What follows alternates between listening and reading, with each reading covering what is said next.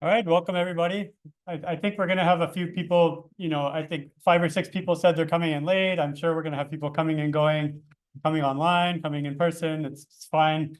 All of this is going to be, video recorded and then put up onto our YouTube channel.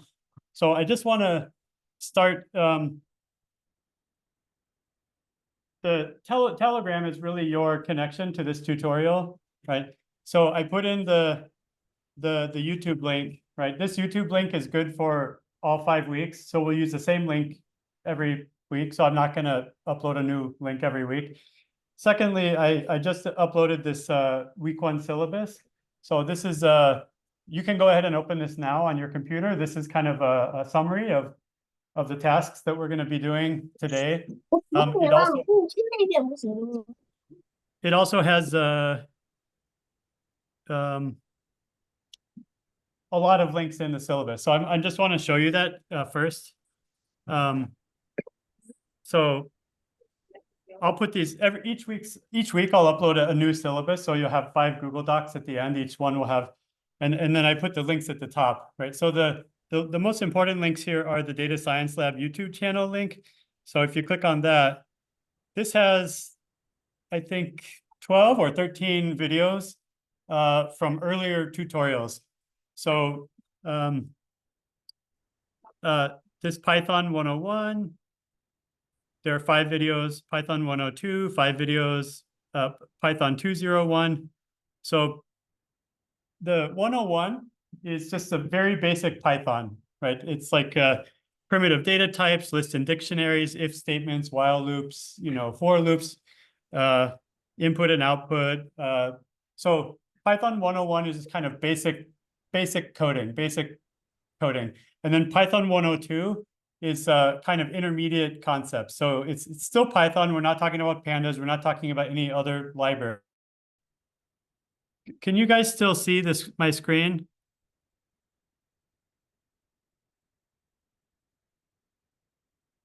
Can you still see my screen, or did it stop sharing?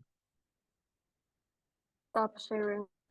Okay, I'm going to try to tether it, because if it goes offline like every 5 minutes, we're gonna have a problem. It's still video recording though.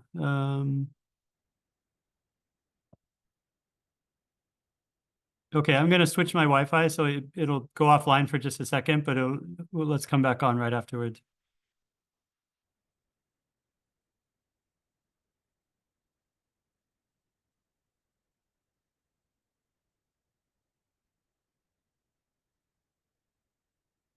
Okay, hopefully this will be more stable.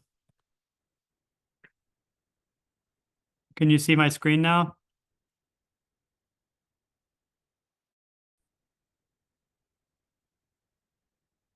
Okay, I just changed the network, so hopefully you can.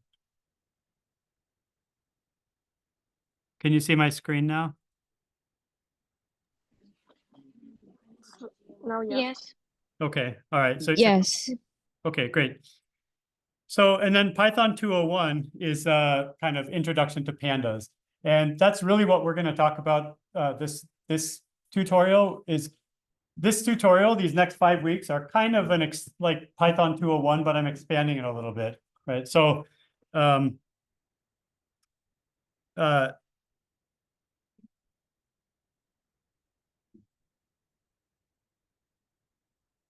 so here, if you click on the schedule, right, that's this document here. This is the one that I uploaded, I think, originally. So this should already be a link here. And this is just kind of an overview of, like, who's welcome to join us. And then here are the 5 topics that we'll cover.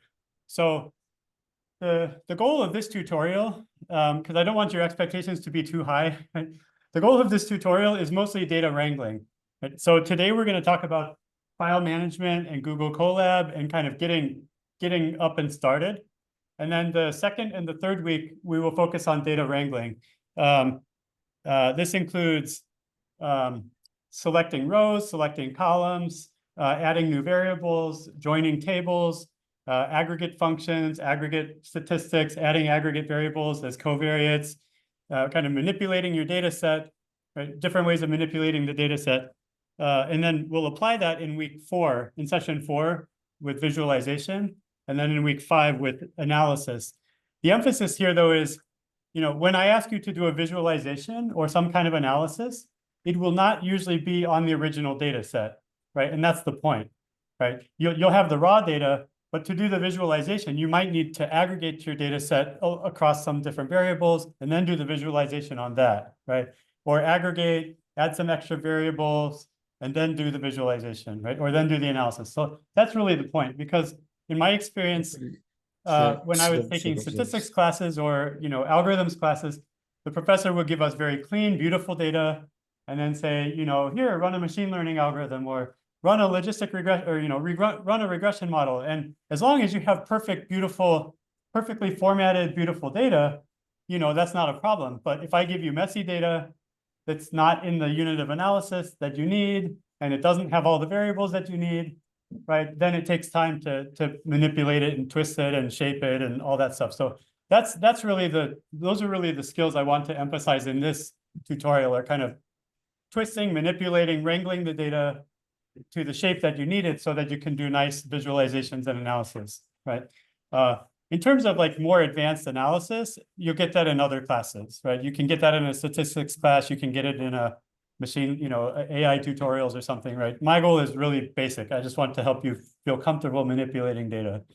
Okay, so that's the goal. And then each week, I'll just add a new link for the syllabus, right? So week 1, week 2, week 3, week 4. Okay. So that's some basic housekeeping. So let's jump into it. So everything that we do for this tutorial is going to be on your Google Drive, right? It's going to be on your Google Drive, Google Colab. In the past, when I ran tutorials, I'd have you install, Anaconda, install Python, something like that. This last year or 2 years, with my own research team, we've moved everything on the cloud, and it's so much more convenient, right? So you're not going to install any software. It's all going to be in Google Drive, Google Colab. All the data will be on Google Drive.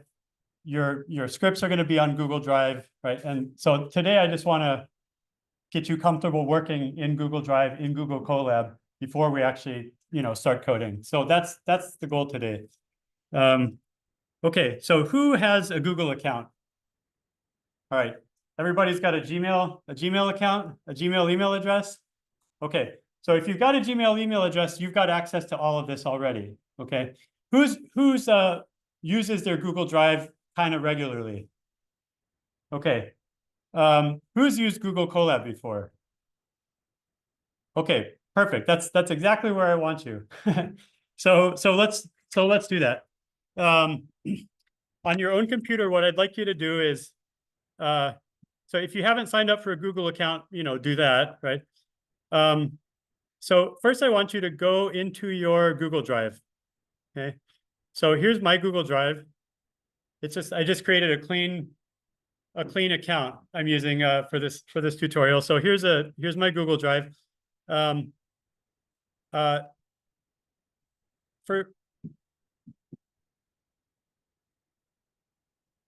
I have a very particular system for doing data science, right? For my file management, and as you're following these tutorials, I'd like you to follow my kind of system for managing your files. I think it will make your life much, much easier, especially as you scale up to much larger projects, right? So my basic system is create one folder for each project, right? So here's my project folder, and then create a data folder and a scripts folder.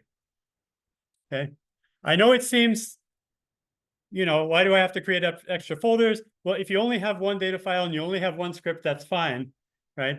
But in my lab right now, I think we have thousands of data files and hundreds of scripts, right? And you don't want these all being in the same folder, right? So just first of all, in your Google Drive, create a project folder. You can call it whatever you want, data science tutorial, whatever. Create a folder called data, create a folder called scripts, right? I have an admin folder, you don't need that. So just create these 2 folders.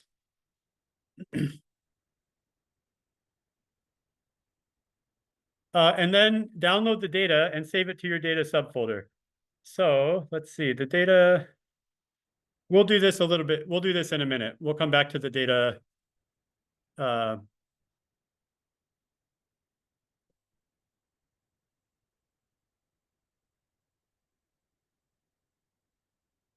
We'll do that in a second. Okay, so you've got the data folder and the script subfolder. Okay, now we're going to activate Google Colab. So if you've never used it before, the easiest way is just to click on this Welcome to Colab link. And it'll open up this, right? And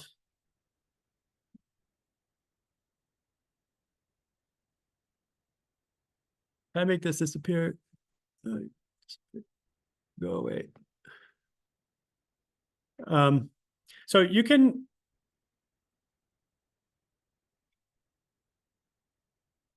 So what I recommend is if you click on the Welcome to Colab, you notice that little symbol there. That's the Jupyter Notebook folder, right? So Google Colab is essentially a Jupyter Notebook formatted file. Okay, so it will create Jupyter Notebooks just on Google. If you want kind of an intro to that, you can click on the Welcome to Colab and it will kind of open up. It'll be a Jupyter Notebook style, like a Colab folder, but it'll have some kind of introduction. I think in terms of introductions, this YouTube tutorial is a bit more accessible. So if you want to, you can look at this later. You can just click on the YouTube tutorial or find any YouTube tutorial. And I think this one is pretty good, explaining like what Colab is and how it works. But for us, just click on this new notebook. Okay, so this will be your first one, and it'll create. And if you want, you can click on Google Drive, right? But click on new notebook, and then that'll create a new.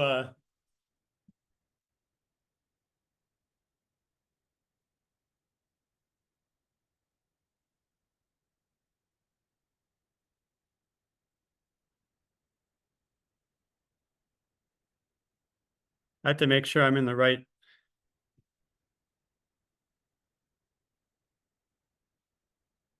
I want to make sure I'm in the right account.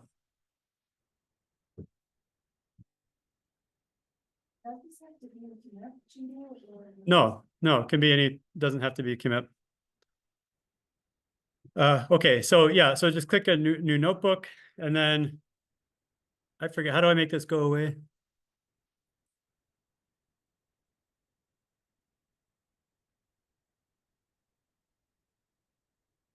Okay, so now you've got a new Google Colab, right?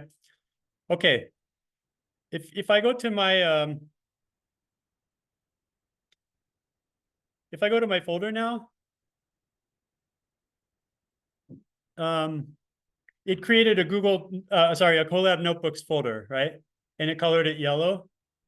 Okay, there's nothing special about the yellow color. It doesn't mean anything, right? You can go into Google Drive and change the color of all your folders if you want, right? So this is just it's just a style thing, right? So if you click on the Google Notebooks, that's the file that you just opened, right? What I want you to do is move this file into your scripts folder, okay? So Google Drive creates this Google Notebooks. What I want you to do is take this file and move it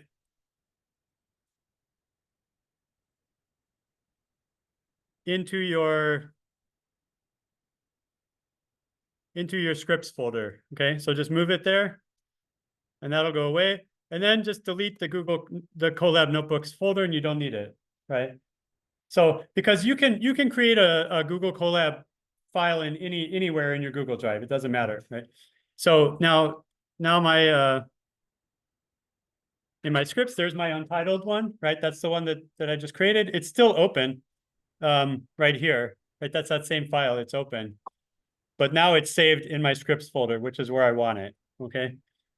Now, you can rename this. So let's just rename this. You can rename it either in here, right? In Google Drive, you can rename it, or you can rename it here, so it works just like a Google Doc or a Excel or whatever, a Google Sheet. So I'm just going to call it Intro to Colab and Pandas. Okay. And then this will update in a second. Right, if you update it.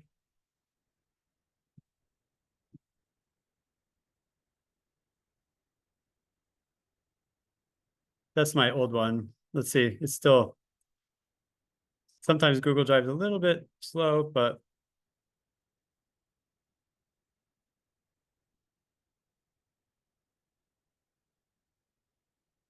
right, okay, now there it is, my intro to Colab and Pandas, right?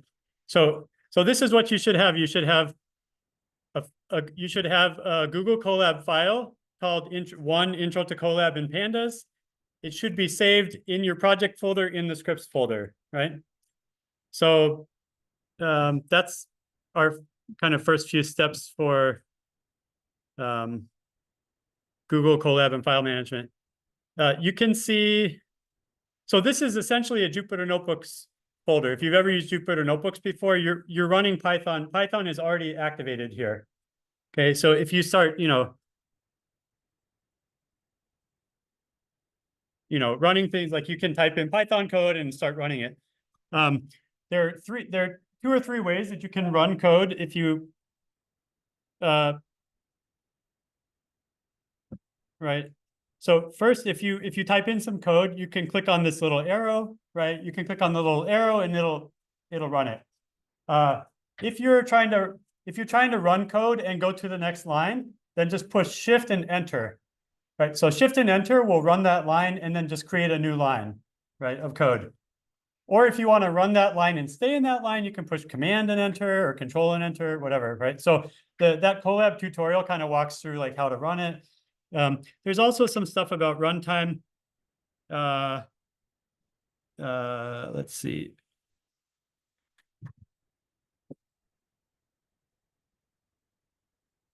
I'm not gonna cover this more advanced stuff on there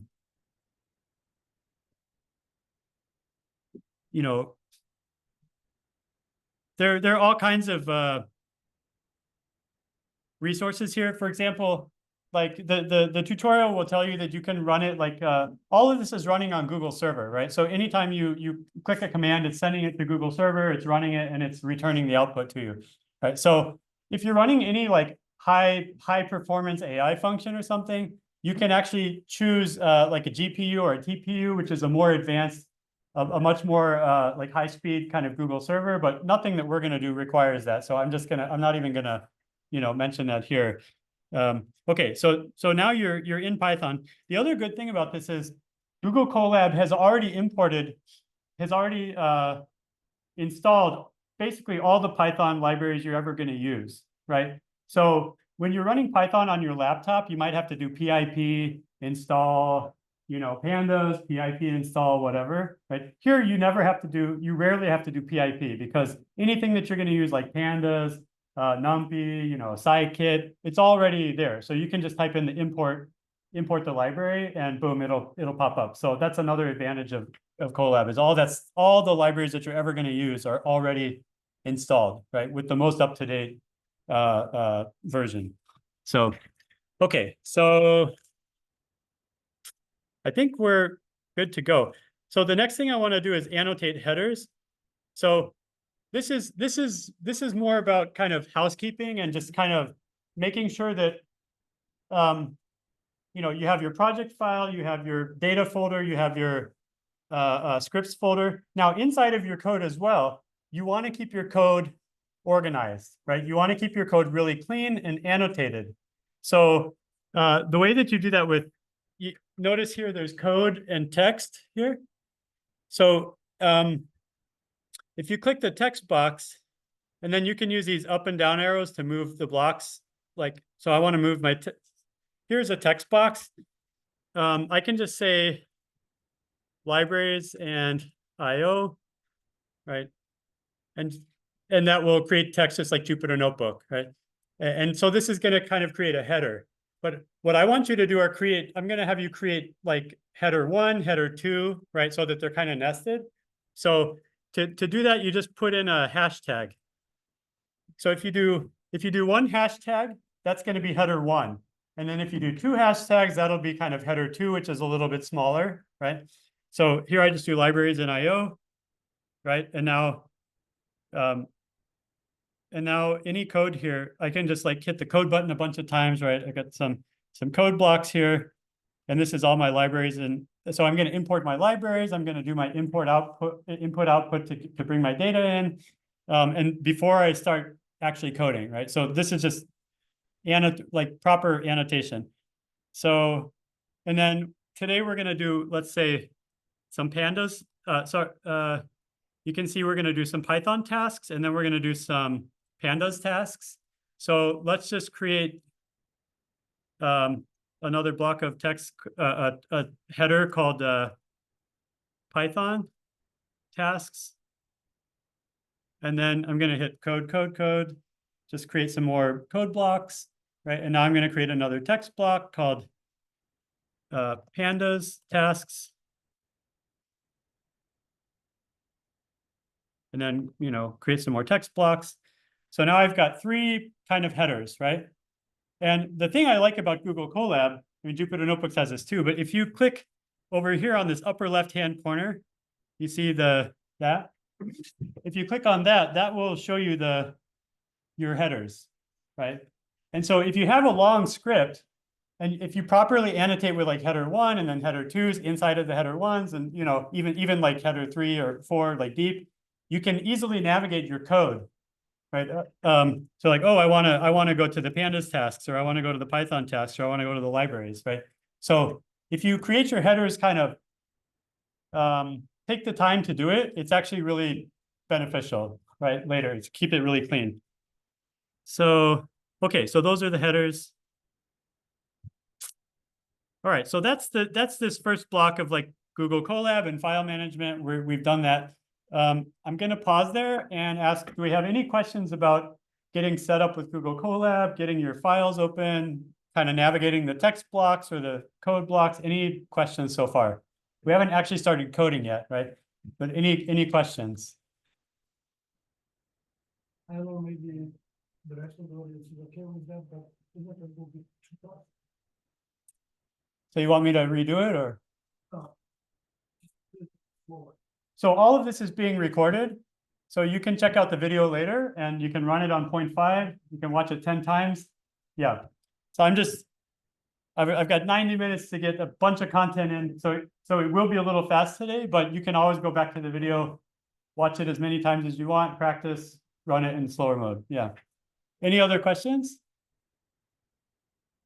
Who has the Google Colab file open? You've got the Google Colab file open. Okay. Okay, great. Anybody try it but couldn't do it? Any problems? Oh, all good? Okay. Okay.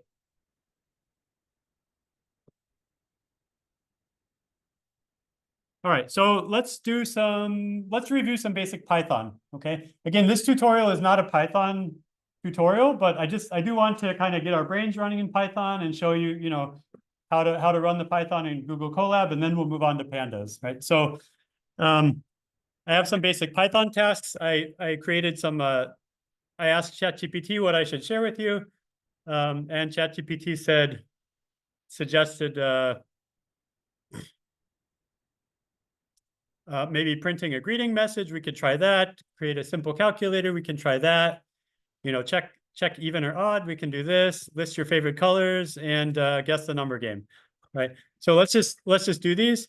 The other thing is, I really, ChatGPT is going to be like your best friend, right? For everything. So print hello world. Okay, so we've got 5 tasks, right? So again, housekeeping, keep the annotation clean. So let's go to your Google Colab. Under the Python tasks, create another text block, right? 2 hashtags. So this is a header 2 under the Python, right? So this will be, task 1. Was it like simple simple greeting.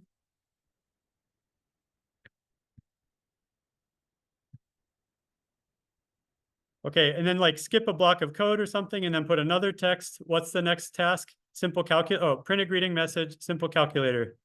So print a greeting message.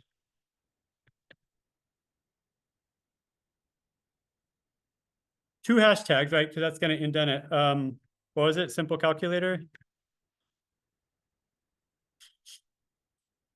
Okay, and when I do that, you see over here on the left-hand side, right? It's creating the outline for me, right? So I just create the headers, you know, one hashtag, two hashtags, three hashtags, kind of indents, right? So let's just do the other ones real fast. Check even or odd.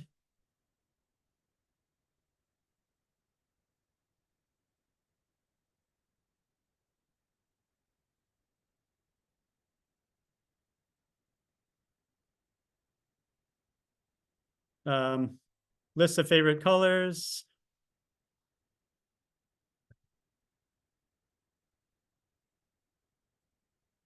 Why am I making you do this and not just giving you this file, right? The reason is because these headers, annotating the headers, is not simply a classroom exercise, right? It's not simply something that the teacher does so that you can follow the instructions, right?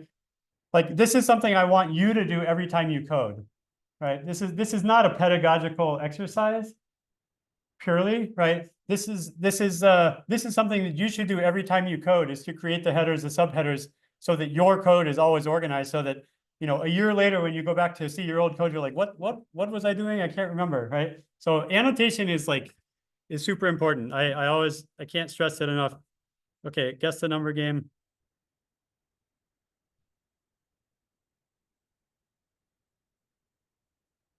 All right, whatever. So now we've got the Python tasks, 5 Python tasks, right? Okay, so print a greeting message. So here's a hello world. I'm just gonna drop in that hello world text. I'm gonna push Shift and Enter, right, to run that. Right, boom, hello world, right? So good to go. All right. Second one, simple calculator. I'm just gonna copy this block of code, right? Or you can just copy it here. Drop it into simple calculator. Run it. Okay, enter first number, 5. Second number, 7 or 8. All right, so ran that. Okay.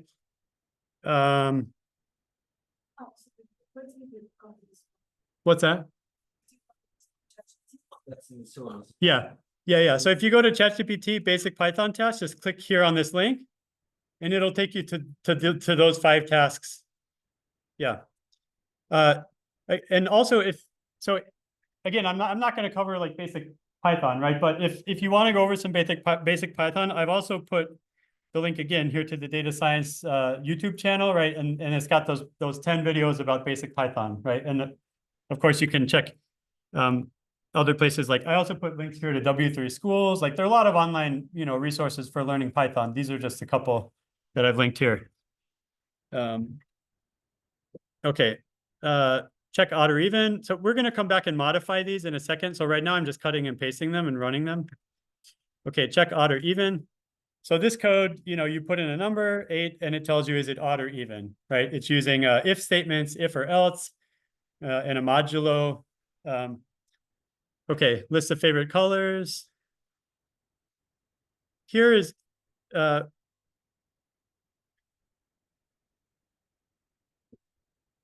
here you're gonna, this is, it creates an empty list called colors, and then for I in range 3, it's gonna iterate 3 times and ask you to enter your favorite color. It's gonna add that color to a list, and then it's gonna output that list, right? So I like red again, and I like orange. Okay, so my favorite colors are red, red, and orange. Okay, so that's what that does. Number 5, guess the number game.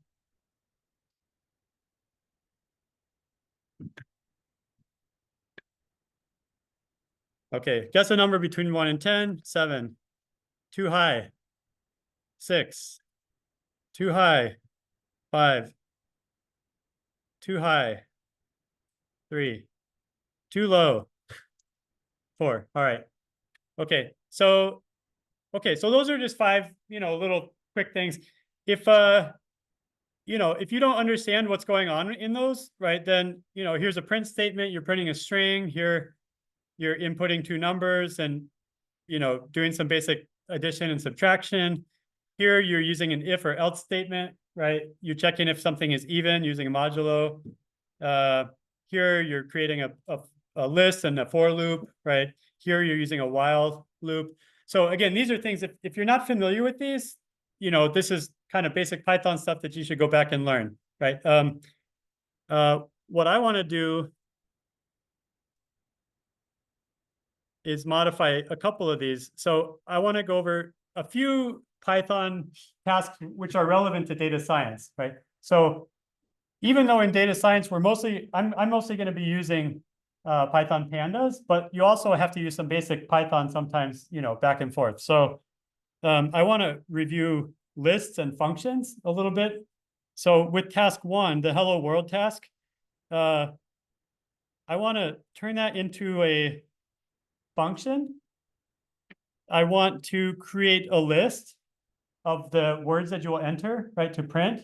And when you enter a sentence, I want to enter that sentence into a list, right? So let's start with that. So I'm going to go back up to the print a greeting message, right? Hello world. So I want to create a function that executes this code, right? So in Python, it's just going to be def, right, for define. And what am I going to call this function?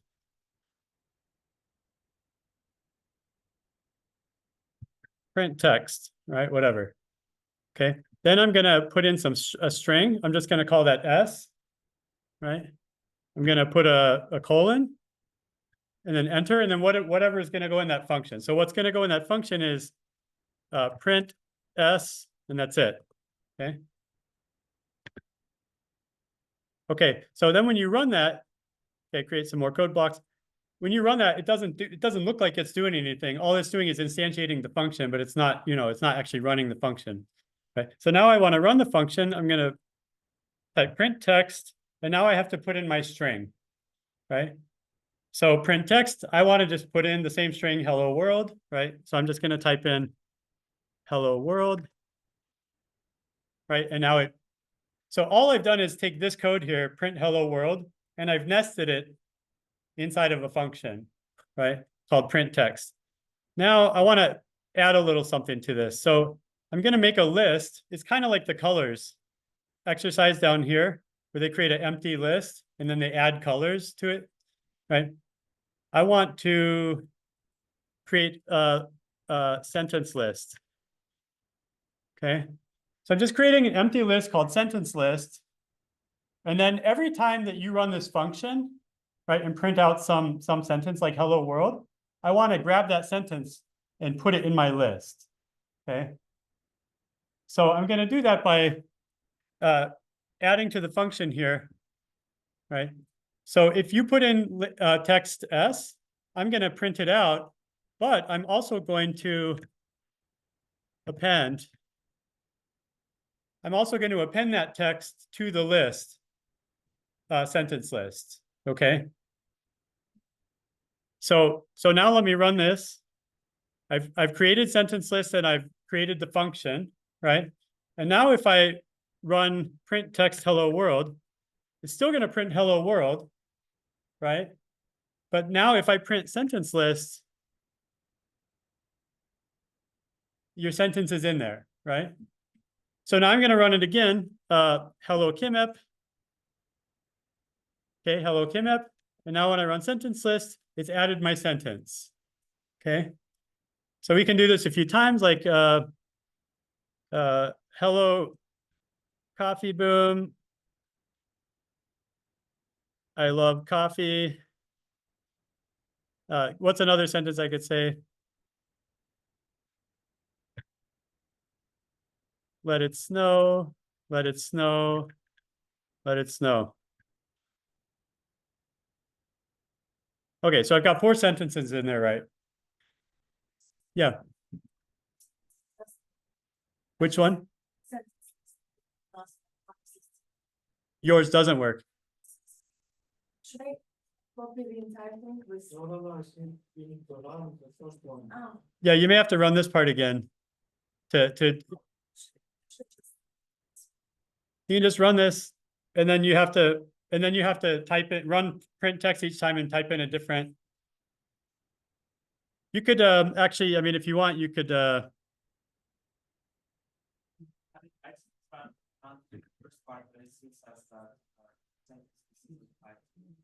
what's that? Is not defined. So you have to just define sentence list equals this. Now, if I run this, and now if I go back down here and run it, right, it's going to be empty, right? Because I just redefine sentence list as a, so maybe I can put these in separate block of code, right? So I don't like delete sentence list every time.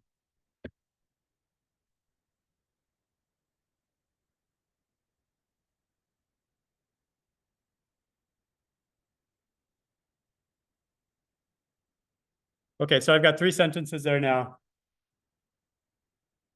Okay, why am I doing this? The reason I'm doing this is because the other thing I want to practice today with lists is called a list constructor. So I know I'm moving very fast. The point here is, how do you create a function, right? How do you create a list and append items to the list, right? Again, these are all things that you can learn through other tutorials. But the thing I want to show you is a list constructor, because this is also extremely useful when you're doing the like recoding or creating variables. So length will tell me, if I run length on sentence list, this will tell me how many items I have in the list, right? I have 3 sentences. So I have 3 items in that list. How would I find out? So what I want is, I want to calculate the average number of words in these sentences. Okay. So how many words are in the first sentence? 6. Let it snow, let it snow, let it snow, right? Yeah. So I'm going to use a list constructor to calculate the number of words in each sentence. And then I'm going to average those. Okay. So the point here is to show you what a list constructor is and how to use it. Okay. And again, this is going to be too fast, but it's going to be in the video and you can check the tutorials, right? So a list constructor lets you take one list and create another list based on that. Okay. So a list constructor looks like this. It's going to be a bracket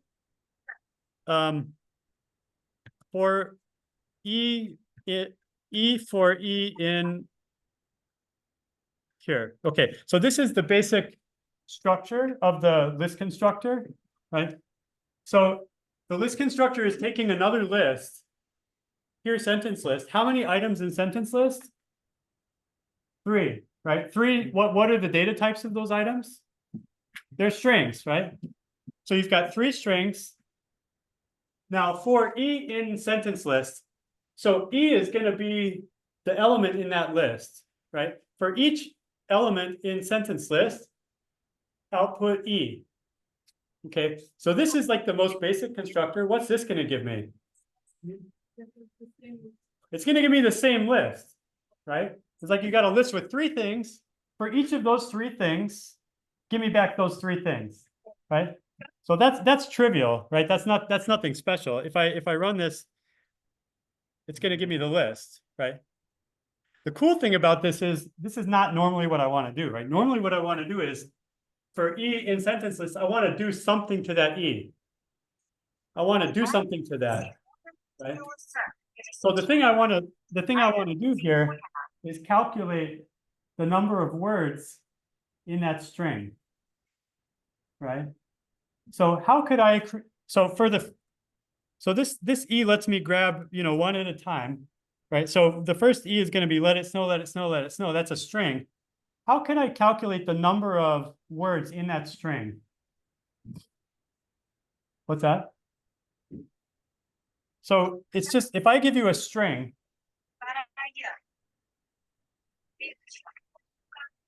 Okay, so we can do.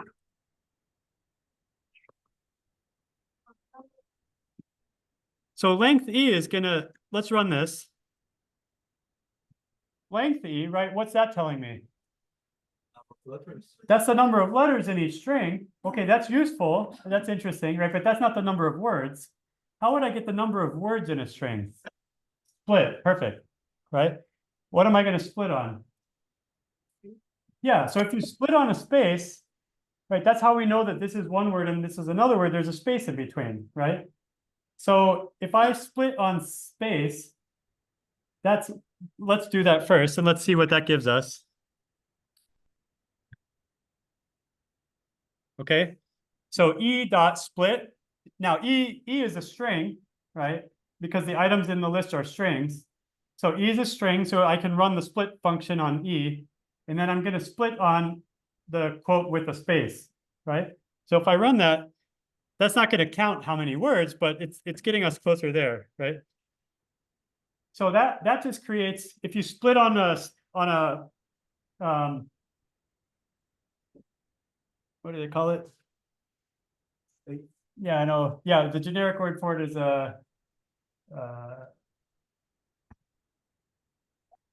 anyway, I forget. So yeah, so you split on if you split on the space now, let it snow, let it snow, let it snow.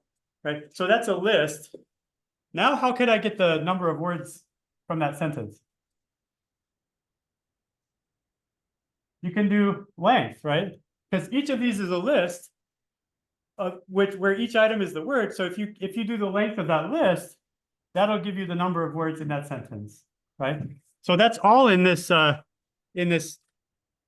E dot split is going to give me that list, and then I could just run length on that, right? And now I've got the number of words in each list, right? So let it snow, let it snow, let it snow. Hello, KIMEP. Hello, beautiful world, right? Okay. So now if I want to calculate the average number of words per sentence, I can just save this. I'm just going to save this as T. Right, and then I can sum T and divide by the length of T. Right. So sum T is going to be, 9 plus 2 plus 3. Length of T is how many elements there are. There are 3, right? There are 3 sentences, and then divide. And so now this tells me I have 4.6, whatever, right? 4.666 average. So that's the average number of words per sentence, right? So, okay. So this is all I want to do is just show you like, this is called a list constructor.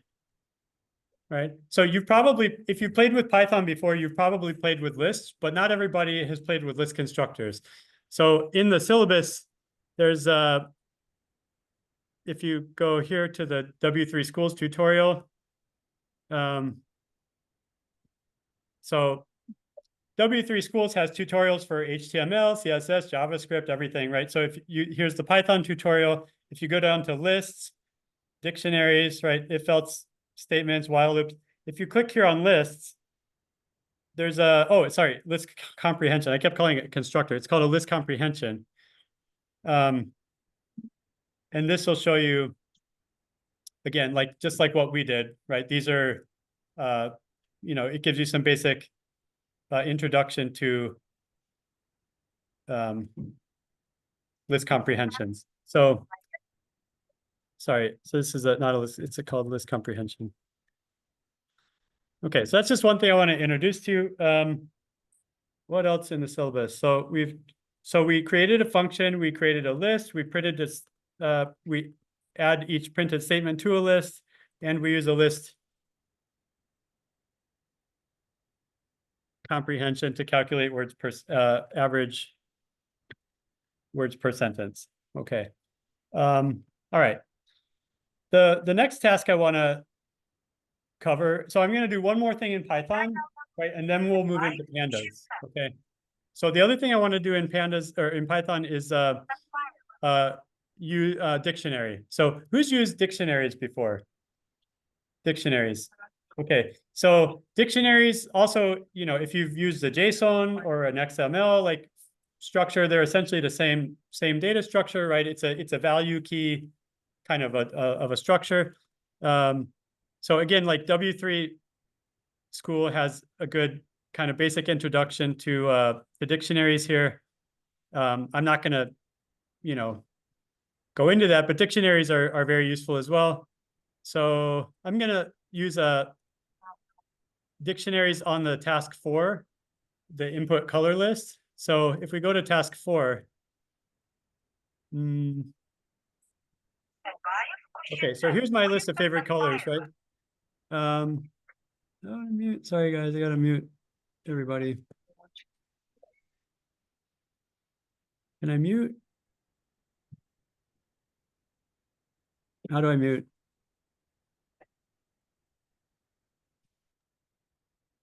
I'll have to figure it out next time. All right, so if I run this code just, again, it creates an empty list. And then for I in a range 3, which means it just goes from like 0, 1, 2, right? For 1, for 2, for 3, it just goes 3 times. You can enter a color, enter color number 1, enter color number 2, enter color number 3, and it appends that color to the colors list, right? And then it outputs the list. So, I like red, I like blue, I like orange. Okay, so your favorite colors are that. I want to create a dictionary where the keys in the dictionary are the colors and the values in the dictionary are a tally of every time that you chose that color, right?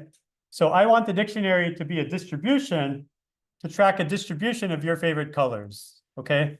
So this way you can kind of keep a tally of how many.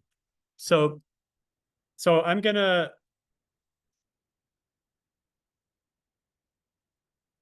create colors as a dictionary like this. And then I'm gonna put this, define input, let's see, choose colors. I'm gonna put this into a function. Okay. So if I run this, sorry, I really got to figure this out.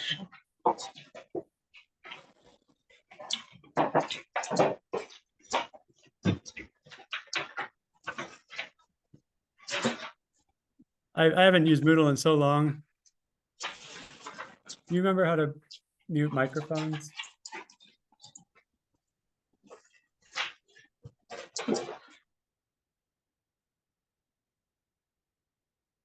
Okay, I forget how to mute.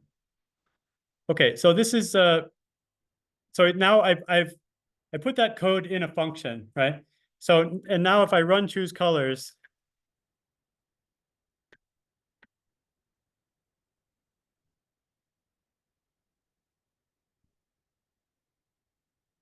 right, it's still appending.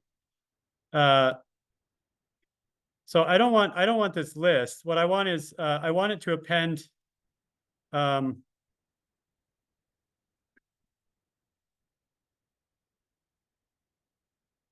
I wanted to add it to this dictionary, okay? So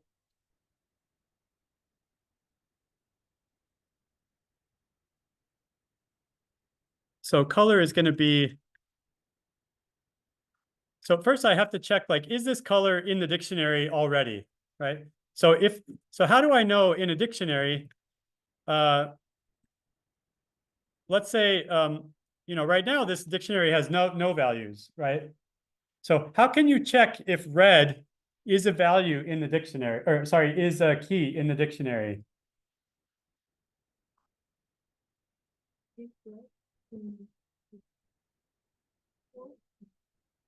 Yeah, so with colors, if colors is a dictionary, here you can do keys, right? And that will list No.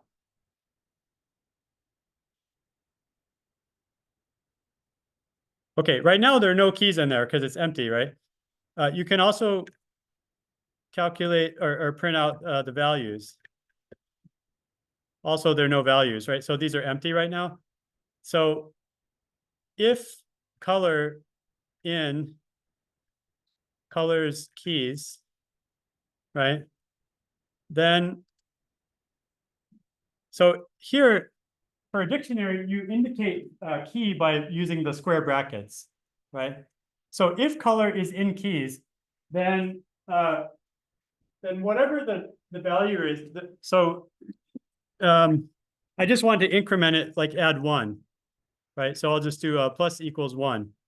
But if it's not, then I need to add it to the dictionary, okay? So then I can do colors, color. And what should I set the value to the first time?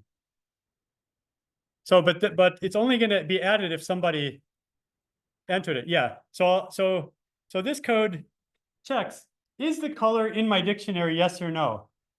If it's not in the, so if it is in the dictionary, then just update the count, right? If it's not in the dictionary, add it and set the value equal to 1, okay?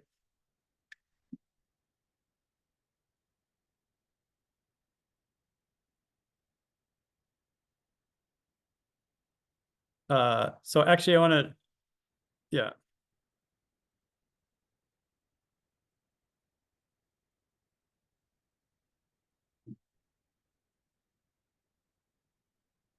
Okay, so let's try that. So I'm going to run this.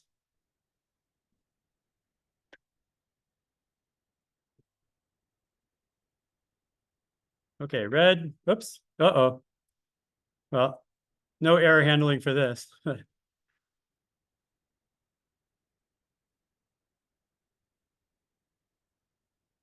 What's that?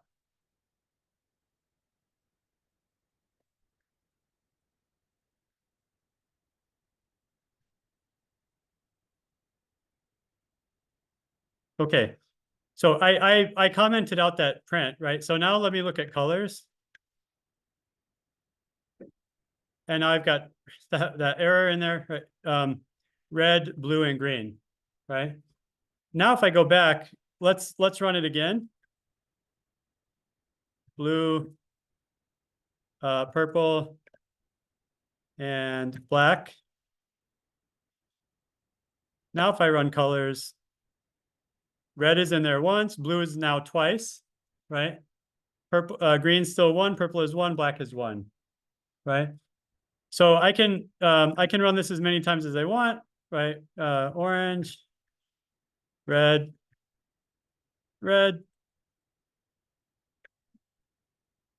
Right now, red is 3, blue is 2, right? So it's just updating my list, right? So this is all I wanted to show you here with how to use a dictionary to kind of create a distribution, right?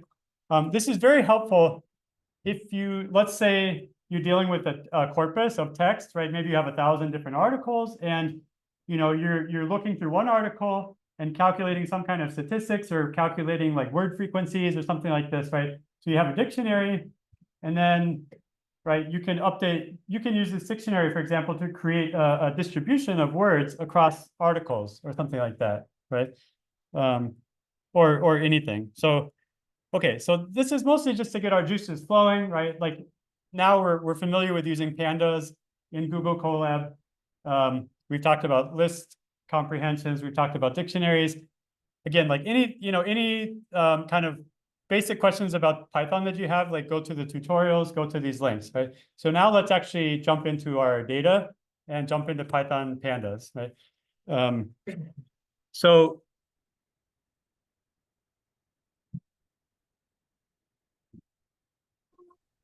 okay, so we've covered kind of some basic Python.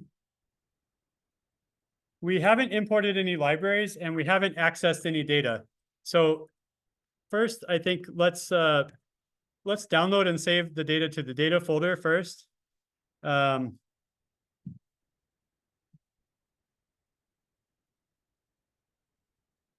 So right now I have that data here is a zip file.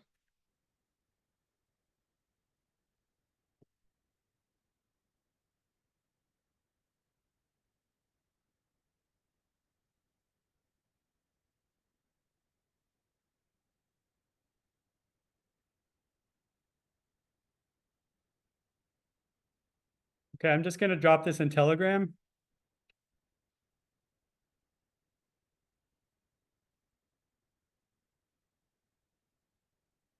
So the last 30 minutes of today, we're going to be, opening this, accessing this file, opening it up, like downloading some data there, and just playing around with it. And then next week, we'll actually start manipulating these files. Why is my thinking paused?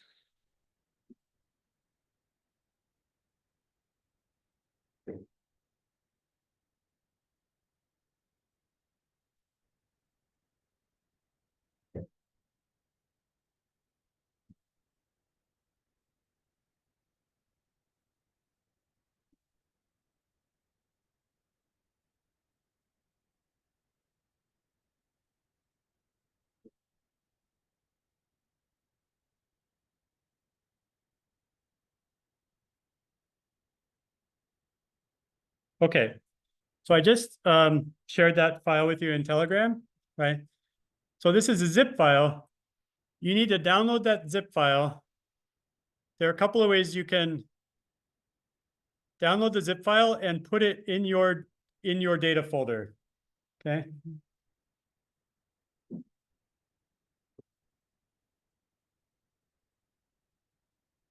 So one thing you could do is download it to your desktop, right? And then you can move it from your desktop into your Google Drive, whatever. Like however you do it, it needs to get into your Google Drive data folder, right? Now it's a zip file. If it was on your desktop, right? So maybe you could unzip it on your desktop and then load the whole folder up into Google Drive, right? Or one thing I want to show you today is if you open with zip extractor, so right, open with and then click on the zip extractor. This is a plugin. It's a free plugin for Google Drive that allows you to unzip files on the Google Drive, right? So instead of like unzipping it on your desktop and then uploading it file by file, you can do it all on Google Drive.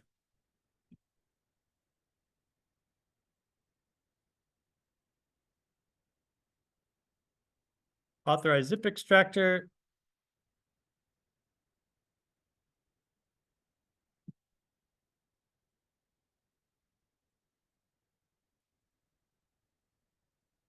Select all, continue.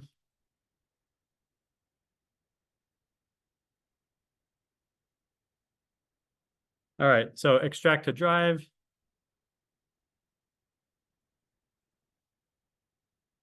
So once you've authorized this once, right now in the future, you can just use zip extractor. All right, and I want to view files in Drive. Let's go to my Drive. Hopefully it'll put it in the same folder.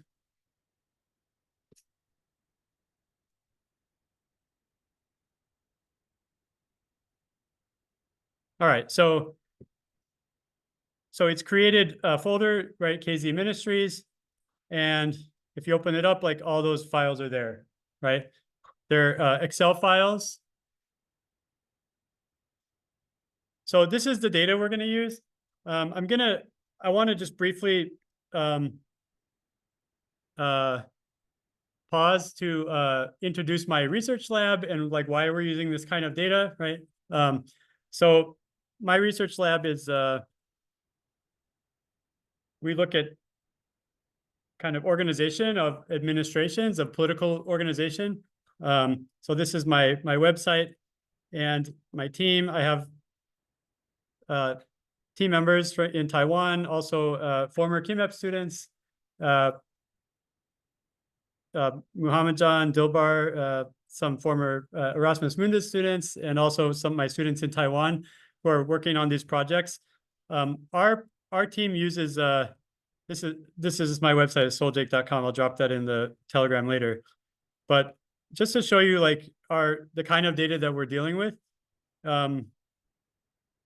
we have created databases for three major projects. We have Kazakhstan administration. So this Kazakhstan ministries is one part of that data set. We have North Korea data set, which has kind of organizational tree of North Korean government, and then also officials, right, who have different positions in the government. And then South Korea and Taiwan, we have party leadership in South Korea for all the parties in South Korea and Taiwan. We have legislative leadership. We have electoral, candidates who've run for all the races. And so we're not looking at this from the perspective of politics so much. We're looking more at the perspective of like a public administration.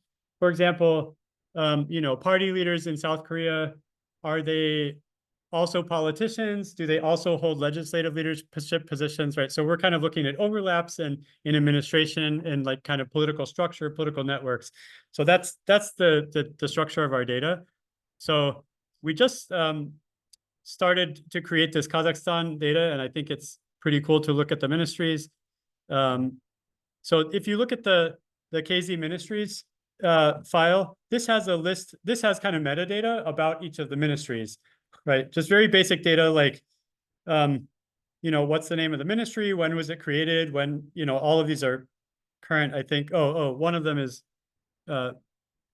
been removed. And then, the URL. And we might add some more covariates onto here later, right? So this is just a list of the ministries.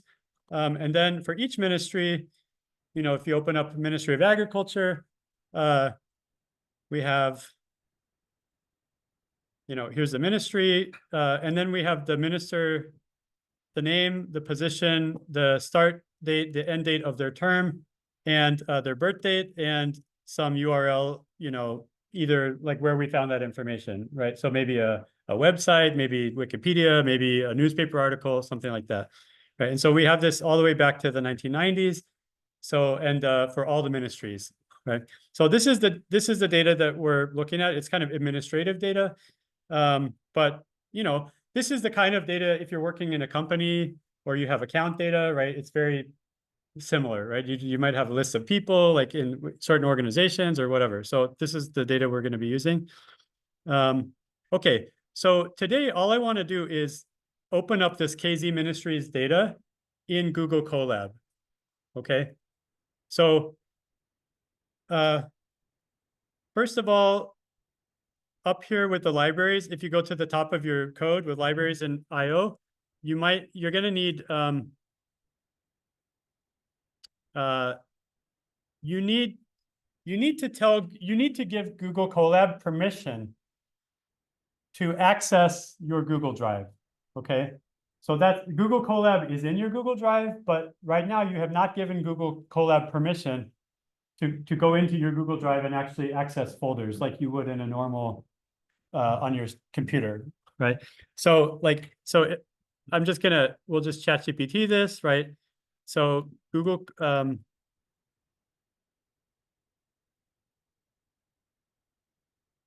mount Google Drive in Google Colab.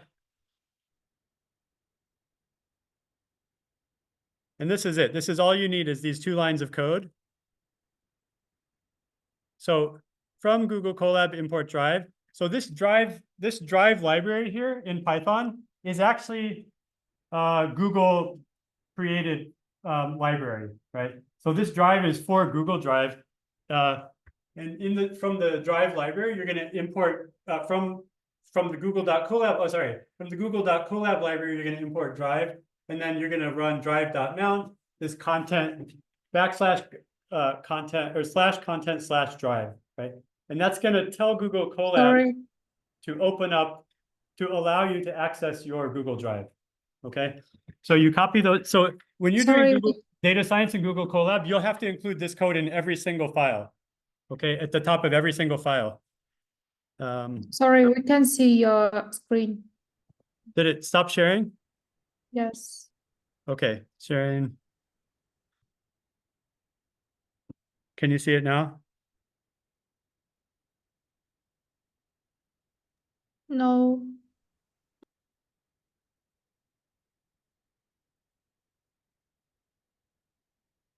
Says I'm sharing. Can you guys see it?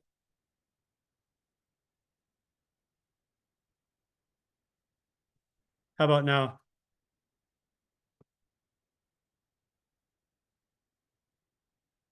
Can you see my screen?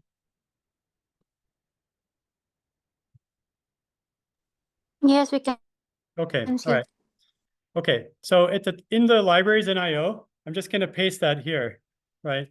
And then run it. And it's going to ask you to connect to Google Drive, right? And you're going to have to authorize this. So this is the only kind of slightly annoying thing about Google Colab is you have to do this every single time, right? Now, the first time that you do this, Google Colab, Google Drive might say, really? And it might send your phone something or an email, right? Like every now and then, especially if you log in from like a weird place or you give your login information to somebody else, right? It might send you like a security update thing. Like nine times out of 10, it'll just pop up and say, do you authorize? Yes. And it'll move on. Okay. So, and now you can see it's mounted at Content Drive. So now I'm ready to access files. So now I want to create a path. I need to create a path to, remember, okay, what's my file structure? Folders, right? I've got my drive, data science tutorial, and then a data folder and a scripts folder. And this Google Colab script right here is in the scripts folder, right? But the data is in the data folder, right? So in the Google Colab, I'm just going to create a path to data. So this is going to be a string. So it's going to be this part here. You put in the content and drive. And now you put in your path. So my path was my drive. Right? And then what? My drive, data science tutorial.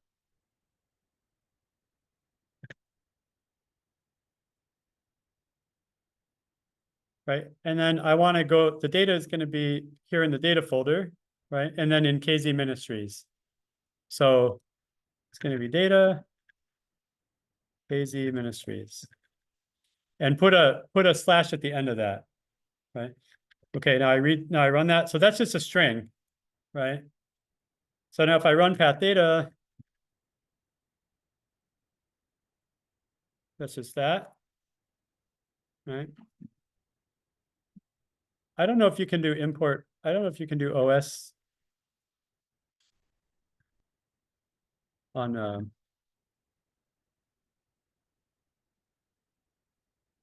I don't know if that works on Google Drive. Yeah.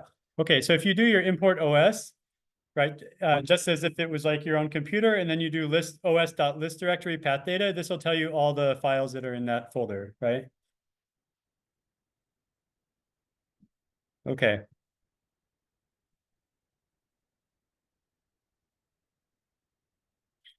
So let me know when you've gotten to this point, right? Let me know that you've been able to, who's been able to mount their Google Drive? Okay. And let me know when you reach this point. Are you able to run the list dir and get the files? Everybody is, yeah. Okay.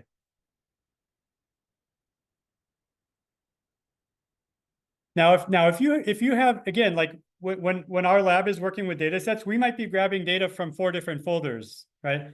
And then in that case, you'll be making 4 different paths, right? You'll make a path to the one data set, and you'll be making a path to another data folder and a path to another data folder, right? And so you're just making those paths. We haven't even opened the file yet, but we're just making the paths so that we know where each data set is, right? Okay, so this is download the data, we save to the subfolder, we've imported some libraries, we've mounted Google Drive, we've created a path to the data folder. I'm gonna add one more.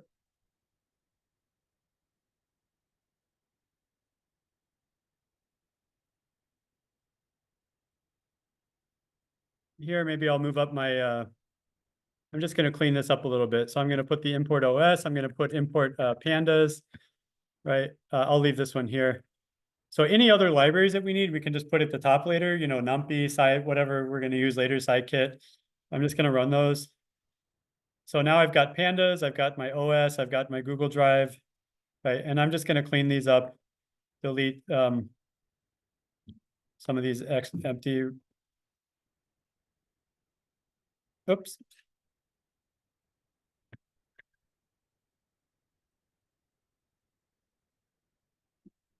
Okay, we've got about 15 minutes left.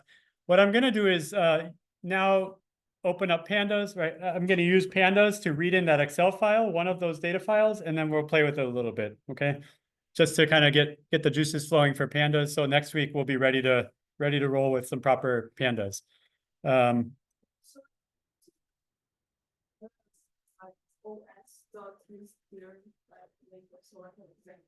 So probably, you probably need to import OS first. And then you did os.list.dir. Okay. It's okay. Did you put a slash at the end of your, okay. So,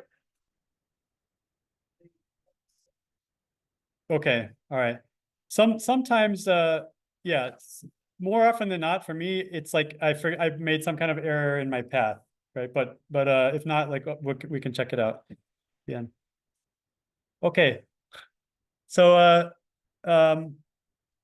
okay, so I've got my libraries, I've got Python tasks. Now I'm going to go down to pandas tasks, right? Now this is my last, these are my last set of tasks.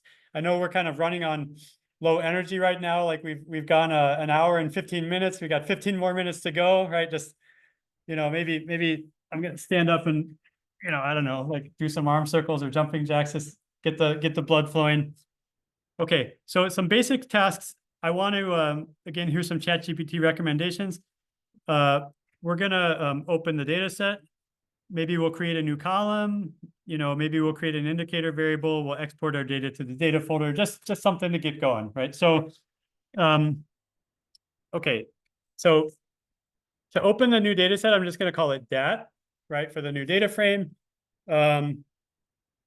Here, if I do import pandas as PD, right, I can alias that. So each time I want to call a pandas library, I can just use PD dot instead of pandas dot.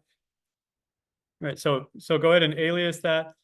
And then down here, so these are Excel files, right? In my KZ Ministries. So let's say I want to open this one, kzministries.xlsx, right? So I'm going to do, let me write the file name.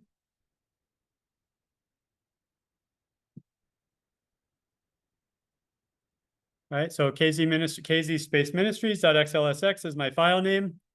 So PD read underscore Excel. So if I put file name in here, it's going to give me an error, right? Can't find it. Why?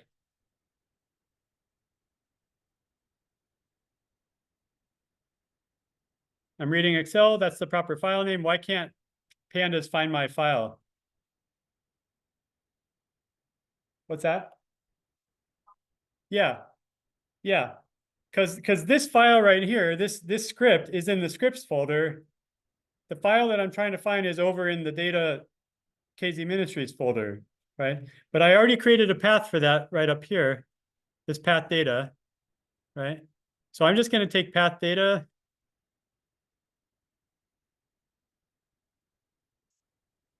Path data plus file name, right? And now I've got my file because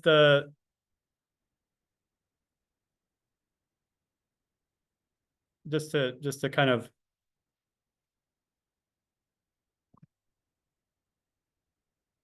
right? So, because if you do the path data plus file name, it just concatenates those two strings, right? And then now I've got the path to my data folder plus the file itself, right? So this is why, again, this is housekeeping, just the same as creating the separate folders, just as by creating the separate, like the headers, right? And the subheaders. If you create the paths to the folders, then later when you want to access the files one by one, right? You don't have to create this long path for every file name, right? So you have a string, you have a string for the file name, you have a string for the path. And then if you want to open those files, you just plus them together, and now you've got the full path to the file, right? So you'll also find it's really useful when you want to export files out to that same path, right? You can use path and then add the new file name and export it, right? So, okay. So let's look at that. All right, so here's our data. Right? It's the same as this this file here, right? We've got ministry, 21 rows. The first row is the header. This by default treats the first row as a header, right? So it took the first row as a header, and then it's indexing on 0, right? So, but we can also look at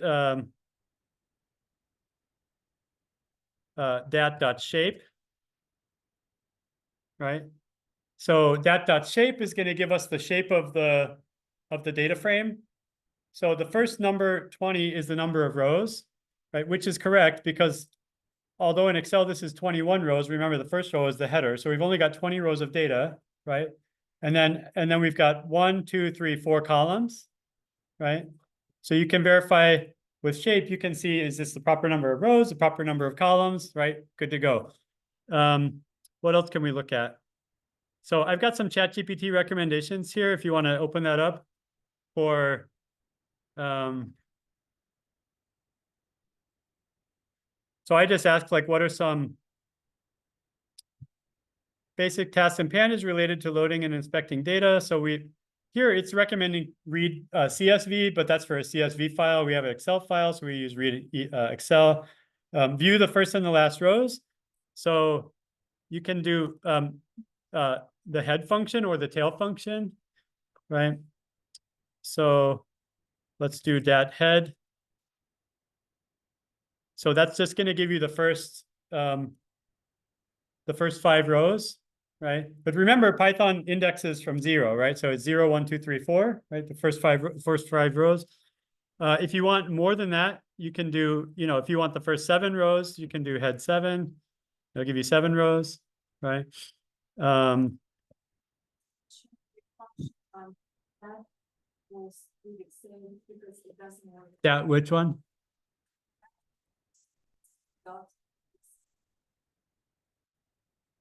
I don't know, it doesn't work. So one thing with the PD, you have to make sure that you aliased pandas as PD. Although, because initially I just put import pandas. So if you don't, this as PD lets you reference the pandas without typing in pandas. You can just type PD instead. Does that fix it, maybe? Okay, if it's not working, then it's because some issue with the path, which I can help you guys with afterwards. Yeah. So make sure that you have the path to the data plus the file name, and that it looks, clean. Okay, what else can we do? So you can do head function, you can do tail function to look at the last 5. Info, let's try that. So what does info do?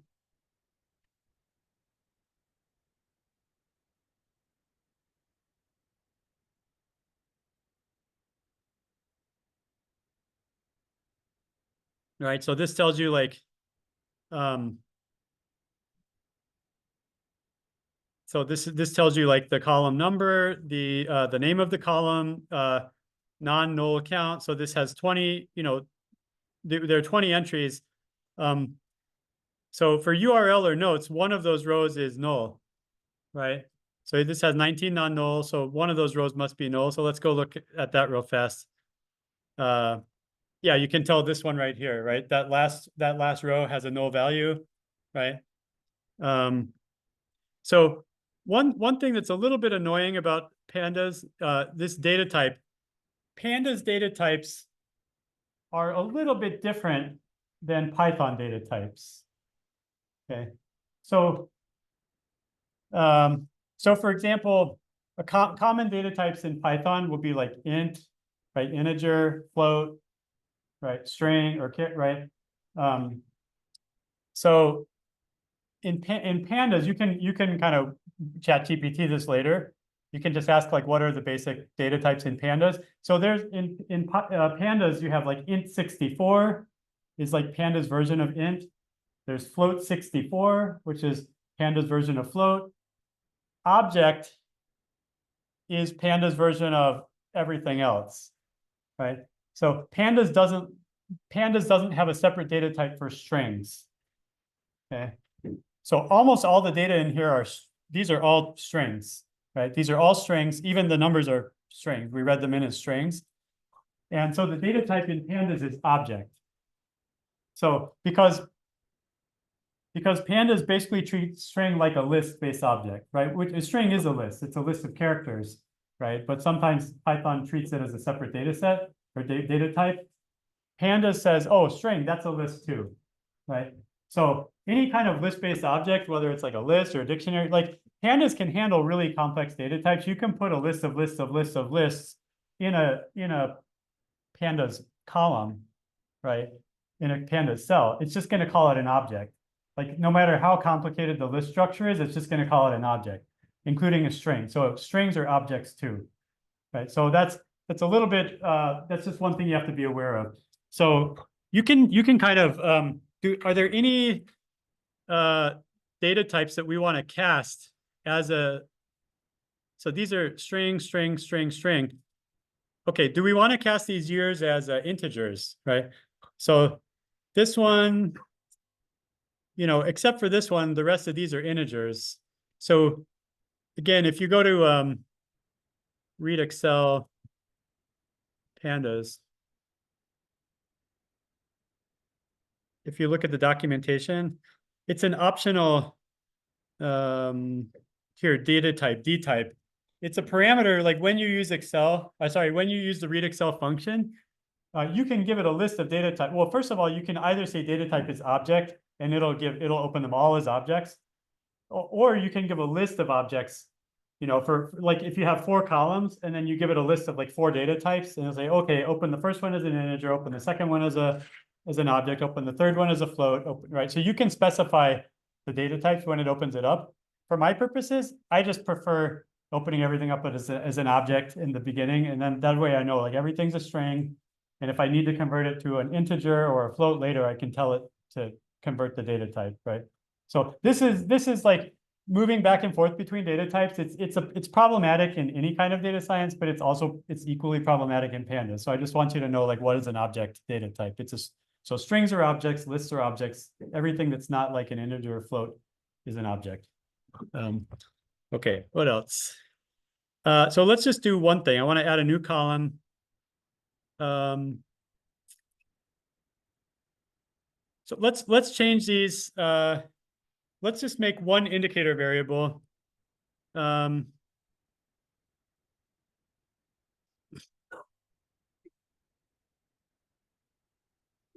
the original data, why don't we change this to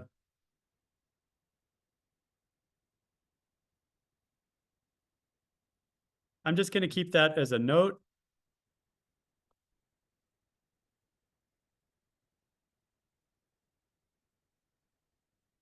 Maybe I'll just put it in here for now. And I'm just going to put in 1992. Right. So these are all numbers now. And then I'm going to reread my data in.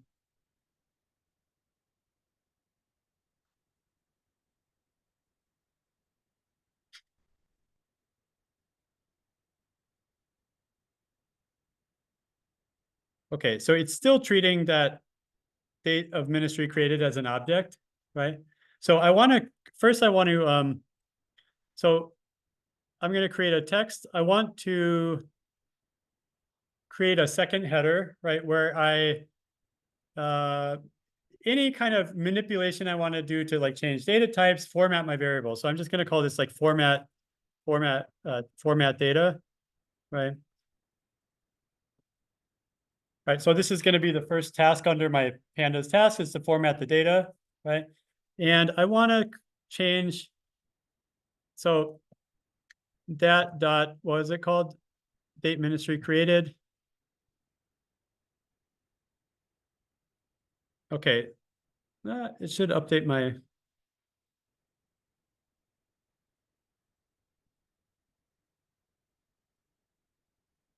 Thought I read you in again.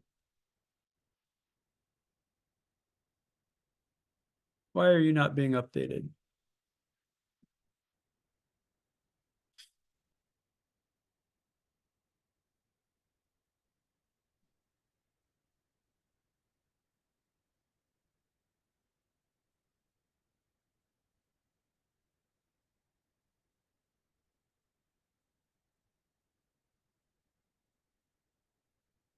You should be updated.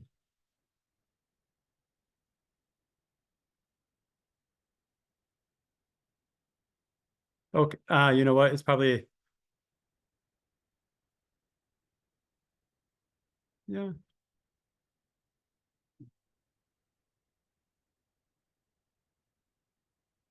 All right, well, I'm not gonna,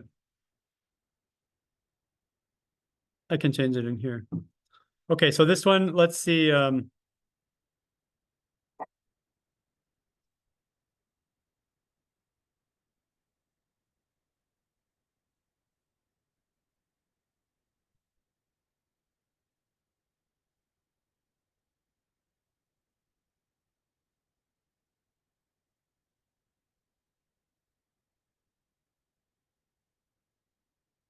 Okay, so this one, we'll just do it with this column. So you see it's, this column has like current and then there's one that's not current, right? So let's just create a variable. So we have format data. Oh, okay, so this one, let's just change this value to 1992, okay? So, so how do I change my data? So,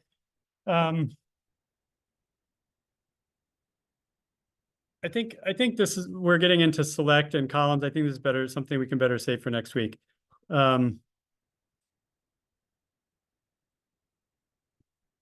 Let's just create a simple variable where if this the ministry is current or not. Okay, so most of them are current except for the very last one. I want to create a new column where if the ministry is current, the value is true. If the ministry is not current, the value is false. Okay, so that's the goal. So I'm going to create another.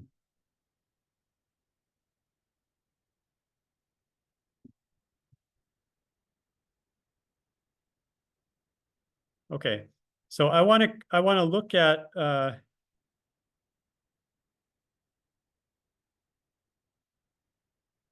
I can look at columns, right? So this will tell me the column name. So I've got ministry, date ministry created, date ministry removed, right? So I want to look at the date ministry removed. So I can type date ministry removed. Again, it's treating this as an object, right? Here are all the values. So I can do a Boolean, I can do a test, right? A logical test on this. This is called a series or this column, right? I want to test, is this equal to current? Okay. And that gives me a list of false, oops. True. Oh, no, ministry removed. Yeah, ministry removed.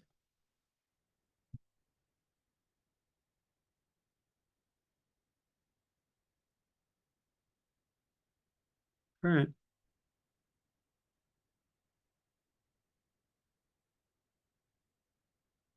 Oh, I don't know. All right, I think we're over time. I think this, but this is a good place to stop. So next week,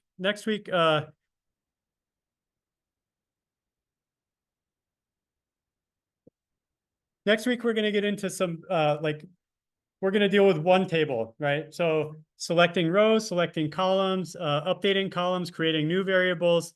And then in the third week, then we'll be taking multiple tables and combining them, right? And doing aggregate functions and kind of joins and melts and kind of changing the shape of the data, right? So, yeah, if you have any questions, stay after. I'll be happy to field your questions. And I guess I'll stop the recording for now.